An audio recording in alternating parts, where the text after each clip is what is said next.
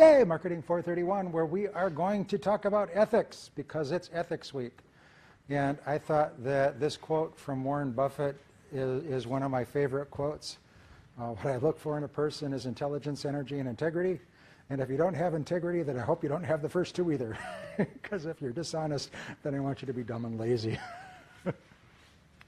So we're going to talk about ethics today, talk about what they are, and then I'm going to go over a ethical legal framework. Then we'll talk a little bit about ethics in business, ethics in marketing, and if you happen to notice on the class website, we had a couple of ethical dilemmas that I'd asked you to take a look at.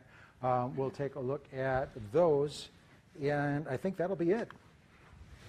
Definition. Anything for a multiple choice test. Business ethics. The set of moral, this is really confusing, okay? It's the set of moral rules that govern how businesses operate. So what are moral rules? Yeah, I know it when I see it. And this is one of the, it's one of the interesting things about ethics is everybody here, well, let me just ask for a show of hands. Who here knows the difference between right and wrong? Okay, yeah, except for the finance majors, everybody's raising their hand. Okay, it was the accounting majors, I lied. So we all know the difference between right or wrong. What makes it fun, though, is in any particular circumstance, we may disagree whether that particular thing is right or wrong. So when it comes to moral rules kind of are influenced by the way that you were brought up or where you were brought up. Another level of ethicity, ooh, I just made up that word, that's a good word, ethicity, is laws.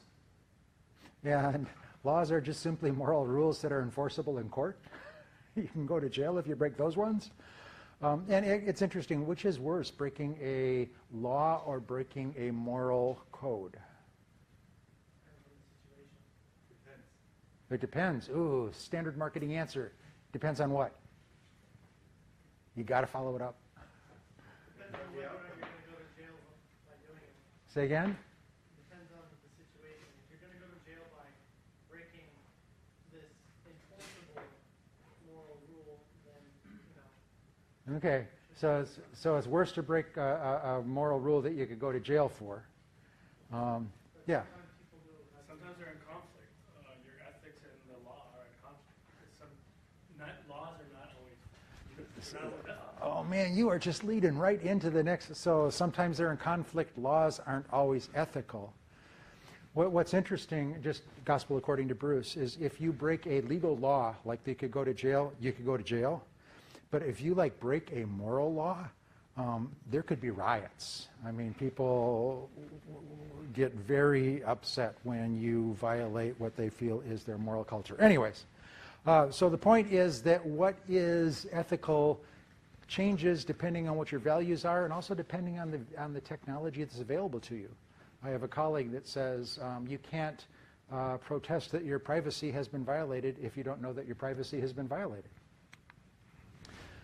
There's a couple of perspectives, and these are college-level words that you can take home and impress your friends with.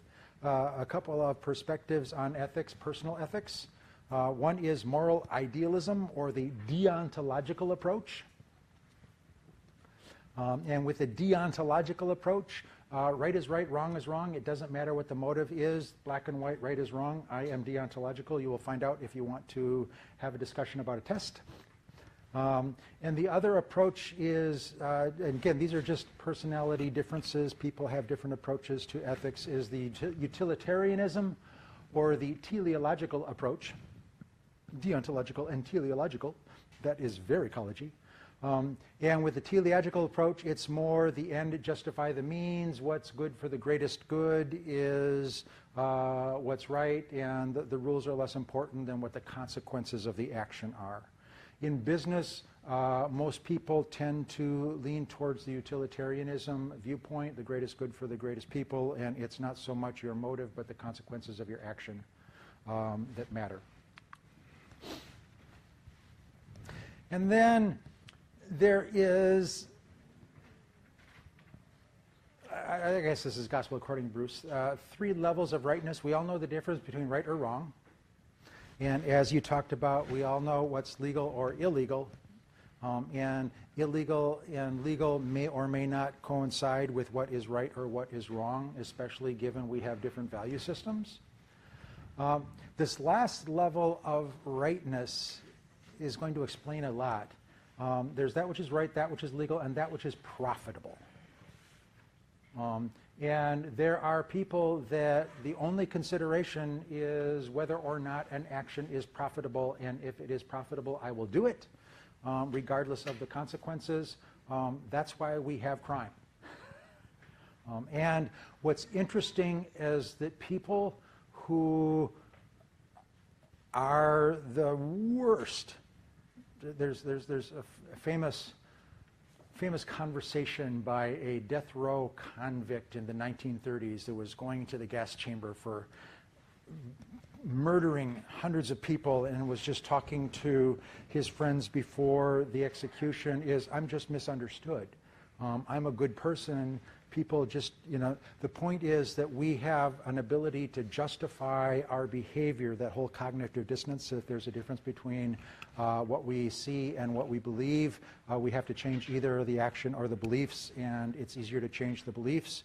So we are wonderful at justifying things that we do that may or may not be right. So the first level thing that I want to leave for you is you have choices. And one of the choices is what level of rightness do you want to adhere to in your life. I would recommend, I'm calling it the Facebook standard. In the olden days when I grew up, we called it the newspaper standard.